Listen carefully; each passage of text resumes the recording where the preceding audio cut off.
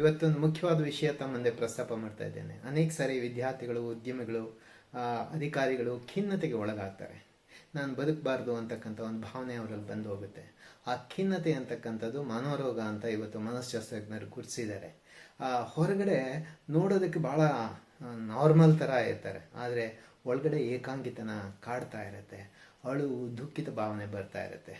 ಒಂದು ಸ್ಪಷ್ಟ ತಿಳುವಳಿಕೆ ಅಂದರೆ, ಹಲವಾರು ದಿವಸಗಳ ಕಾಲ ಬಹುತೇಕ ಸಮಯ 24/7 ಅವರು ದುಃಖಿತರಾಗಿದ್ದರೆ, ನಾನು ಬದುಕಬಾರ್ದು ಅಂತಕ್ಕಂಥ ಭಾವನೆ ಏನಾದರೂ ಬಂದಿದ್ರೆ ಅದು ಖಿನ್ನತೆ. ಖಿನ್ನತೆಗೆ ಭಾಳ ಮುಖ್ಯವಾಗಿ 9 ಲಕ್ಷಣಗಳಿದ್ದಾವೆ. ಆ 9 ಲಕ್ಷಣಗಳಲ್ಲಿ ಕನಿಷ್ಠ 5 ಲಕ್ಷಣಗಳು ಕಂಡು ಬಂದರೆ ಆ ವ್ಯಕ್ತಿ ಖಿನ್ನತೆಯ ಮನೋರಾಗದಿಂದ ಬಳಲ್ತಾ ಇದ್ದಾರೆ ಅಂತ. ಅವುಗಳನ್ನು ಪಟ್ಟಿ ಮಾಡೋಣ. ನಂಬರ್ 1, ನಿರುತ್ಸಾಹ, ಯಾವುದರಲ್ಲೂ ಆಸಕ್ತಿ ಇಲ್ಲ. ನಂಬರ್ 2, ದಿನದ ಬಹಳಷ್ಟು ಸಮಯನ ಎಲ್ಲೋ ಒಬ್ಬರೇ ಕತೆ ಕಳೆದ್ಬಿಡ್ತಾರೆ. 3, ಸಂತಸದ ಚಟುವಟಿಕೆಗಳಲ್ಲಿ ಭಾಗವಹಿಸಲ್ಲ. 4, ನಿದ್ರೆಯಲ್ಲಿ ಏರ್ಪೇರಿರುತ್ತೆ, ಕೆಲವು ಸರಿ ನಿದ್ದೆ ಮಾಡೋದು, ಮಾಡದೇ ಇರೋದು, ಮಧ್ಯದಲ್ಲಿ ಎದ್ದೇಳೋದು, ಆ ರೀತಿ.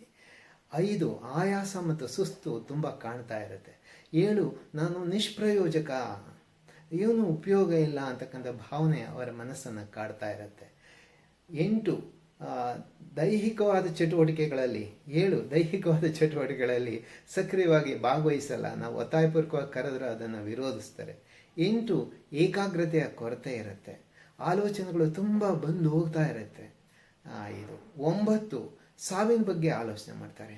ನಾನು ಯಾಕೆ ಬದುಕಿದ್ದೀನಿ, ನಾನು ಯಾಕೆ ಆತ್ಮಹತ್ಯೆ ಮಾಡ್ಕೋಬಾರ್ದು ಅಂತಕ್ಕಂಥ ಒಂದು ಮನಸ್ಸು ಬಂದು ಹೋಗ್ತಾ ಇರುತ್ತೆ. ಈ 9 ಲಕ್ಷಣಗಳಲ್ಲಿ 5 ಇದ್ದರೆ ಆತ ಅಥವಾ ಆಕೆಗೆ ಖಿನ್ನತೆ ಇದೆ ಅಂತ.